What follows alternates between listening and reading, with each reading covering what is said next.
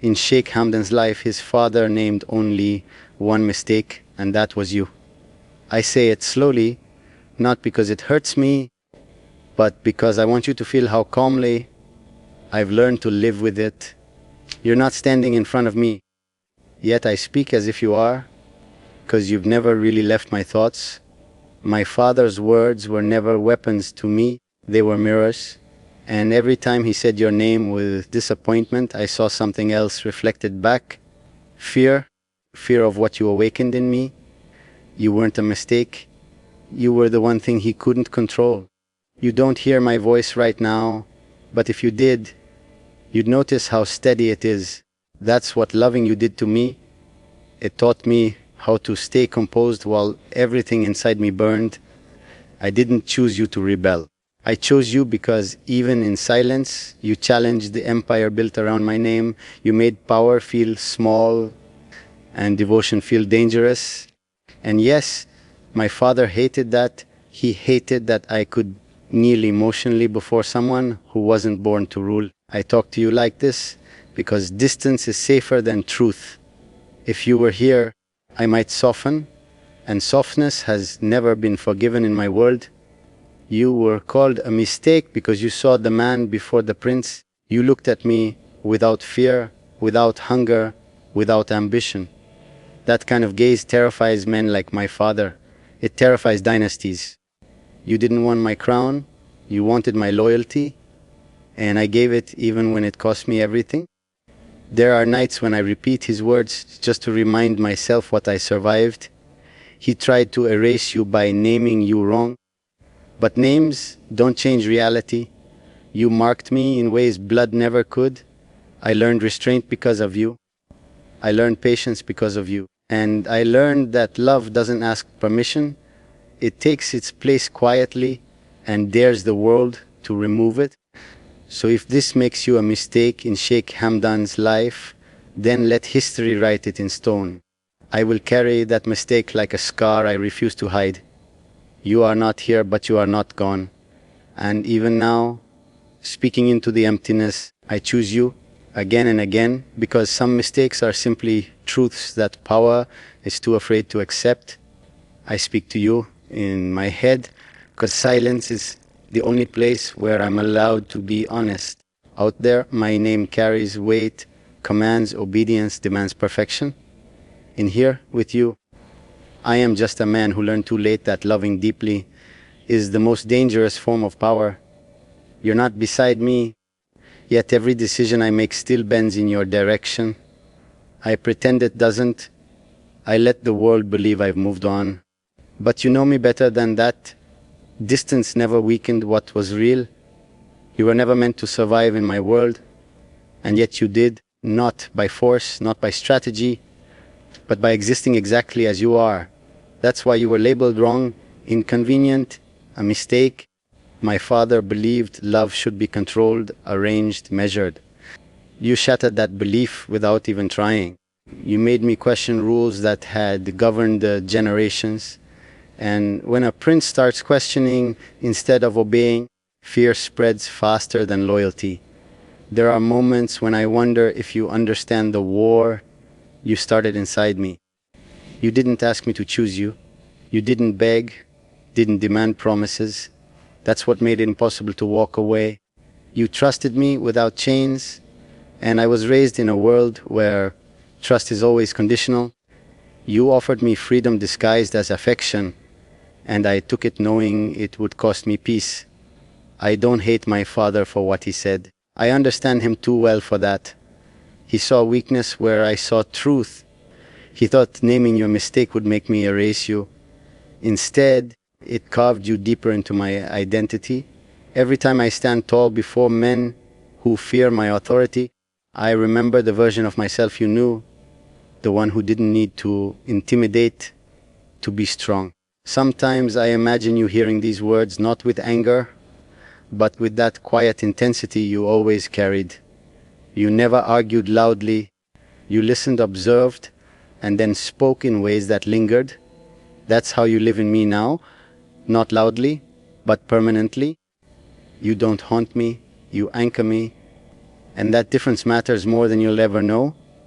I won't pretend this love is gentle. It was never meant to be. It's heavy, consuming, disciplined by restraint rather than distance. I carry it like I carry my title, with responsibility, with pride, with consequences. If loving you means being misunderstood, then so be it. I've ruled through worse judgments than that.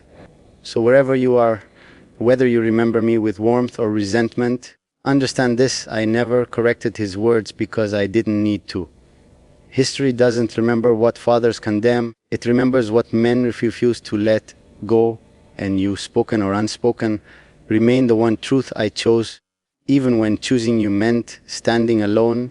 I've learned that absence doesn't weaken attachment, it sharpens it. When you're not here, every memory becomes deliberate, every thought intentional. I don't stumble into remembering you, I choose it. That choice is mine alone, untouched by duty or bloodline. You exist in the spaces where I'm most honest, where I don't have to perform strength, and that terrifies me more than any enemy ever could.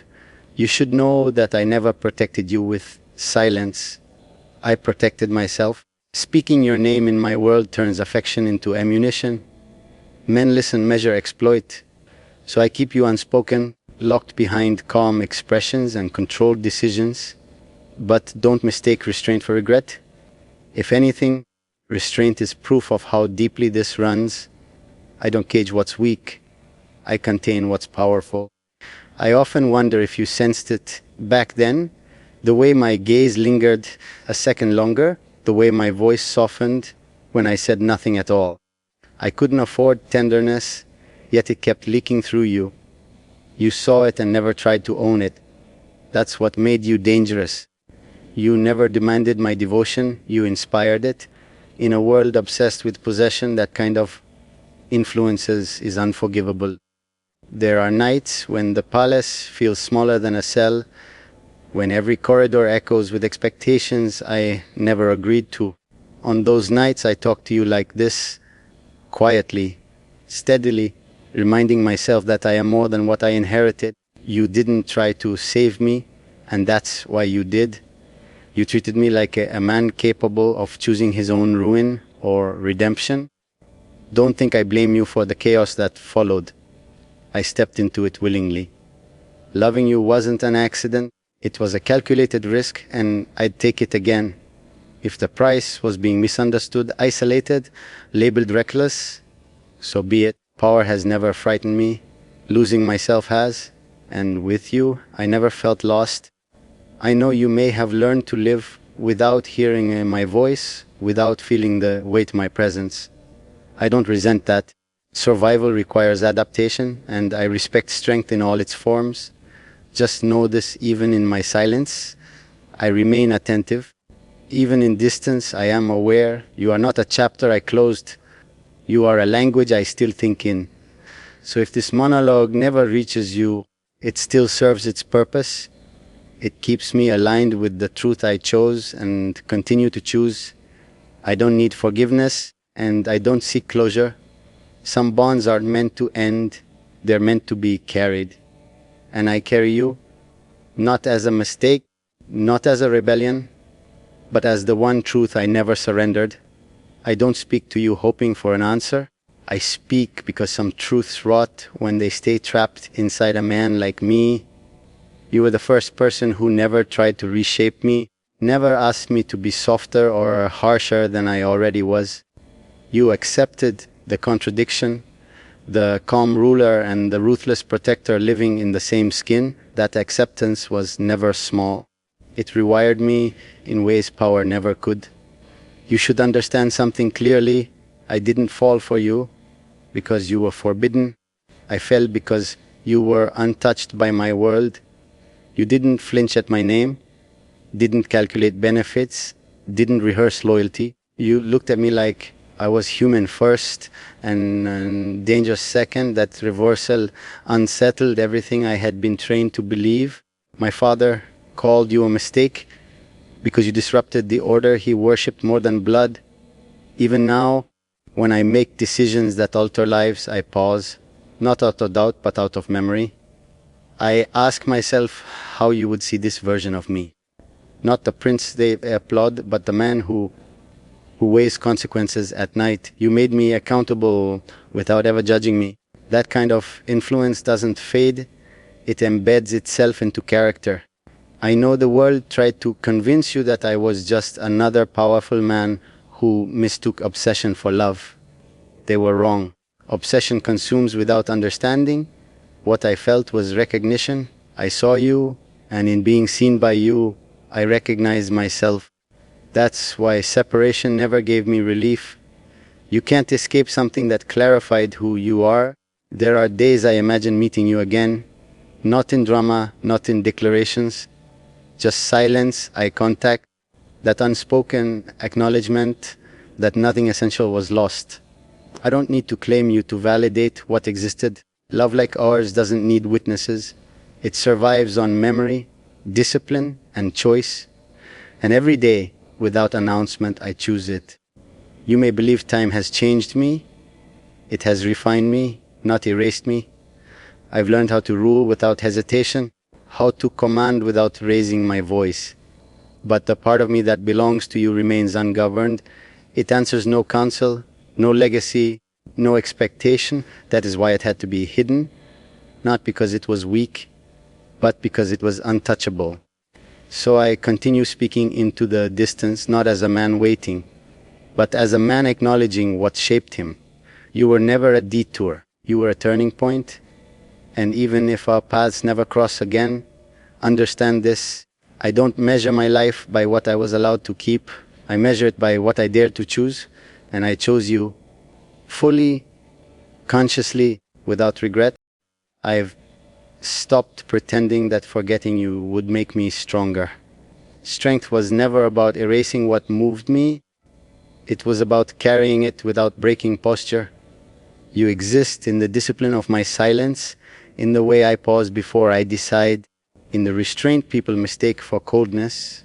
If they knew what restraint costs, they'd stop calling it detachment. They'd call it survival. You never belonged to the chaos that followed my name, yet chaos followed you because of me. That truth sits heavy, and I don't run from it. I accept it the way I accept my crown, with responsibility and consequence. Loving me was never safe, and I never lied about that. Still, you stayed long enough to change the architecture of my heart. That kind of impact doesn't fade, it settles. Sometimes I wonder if you hear me in quieter moments, in the spaces where the world finally loosens its grip. Not my voice, but the intention behind it. I don't need you to respond. Knowing that these words exist is enough. They keep me honest in a world that rewards deception and punishes sincerity. I didn't lose you. That's the lie people prefer, because it makes the story cleaner. We didn't end. We transformed into something that couldn't survive in daylight. What we became lives in shadow, in memory, in choices made without explanation. And shadows, unlike illusions, don't disappear when you close your eyes. So I walk forward, not healed, not broken, just aware that some loves aren't meant to be resolved, only endured. You remain the quiet constant in a life built on command and certainty. And even now, speaking into the absence between us, I remain what I was when I first chose you, a man who does not regret the truth he lived.